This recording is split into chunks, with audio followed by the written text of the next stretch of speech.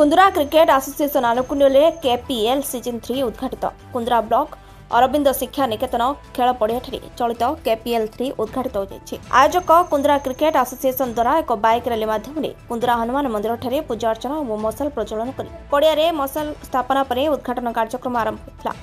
उद्घाटन उत्सव में कुंदरा ब्लॉक चेयरमैन राजेश्वरी परजा और भाइस चेयरमैन तरुणी सेन विषय उद्घाटन करते।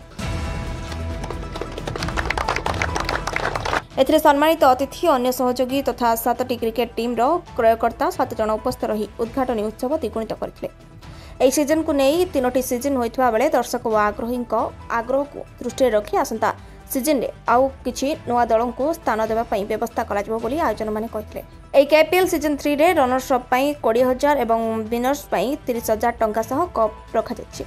प्रत्येक दिनर मैच रे मैन ऑफ द मैच पई 200 टंका व कप दिया जाता बेले शेषक मैन ऑफ डा सीरीज और अन्य पुरस्कार आदि व्यवस्था विगत 2 वर्ष ठारू चलित वर्ष यह केपीएल प्रति कुंदरा अंचल में खेल प्रेमी और दर्शकों आग्रह बहुत अधिक देखि आयोजक एसोसिएशन मनोबल बढ़िया सह आहरी भल आयोजन प्रति मनोबल देखा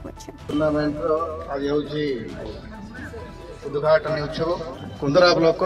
समस्त खेलाड़ी ऑलराउंडर बैट्समैन विकेट कीपर ठार आरंभ कर विभिन्न खेलाड़ी को आमे 7 गोटी ओनेर जो माने कि खेलाड़ी मान को किणा बिका करती सेमिति मु मध्य गोटे ओनेर 3 वर्ष है भाग नहीं एवं